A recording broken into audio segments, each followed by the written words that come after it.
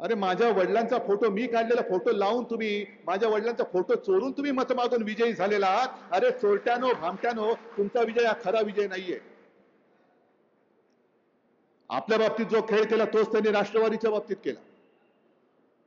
पवार साहेबांचं सुद्धा राष्ट्रवादी पक्षात चोरून दुसऱ्याला दिला, चिन्ह पण त्यांना दिलं आणि परत पवार साहेबांचा फोटो ते वापरायला लागले.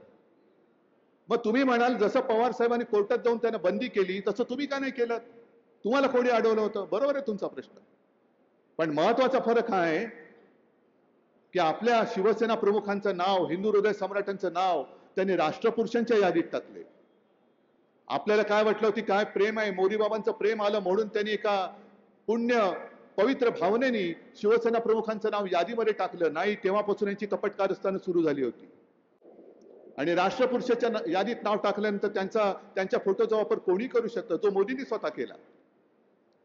पवार साहेब आज आहेत आणि पवार साहेब जिकडे उभे राहतील तो पक्ष, हे जनतेला कळतं.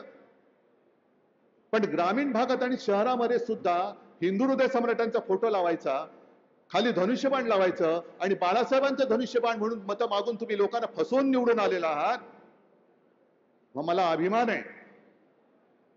मी बाळासाहेबांचे संस्कार घेऊन, तुम्ही चोरलेलं धनुष्यबाण घेऊन सुद्धा मी मशाल घेऊन तुमच्या समोर जे काही लढाई आहे ती लढून दाखवलेली आहे आणि जिंकून दाखवलेली आहे.